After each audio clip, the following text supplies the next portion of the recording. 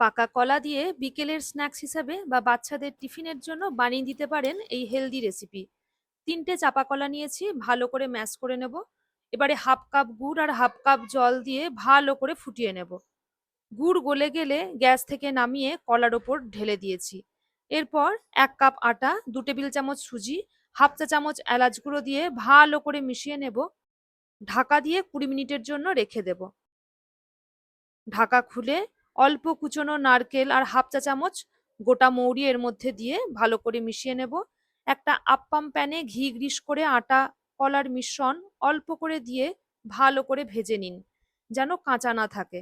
গরম গরম পরিবেশন করুন। আর হ্যাঁ, এটা কিন্তু ২ দিন পর্যন্ত থেকে যায়।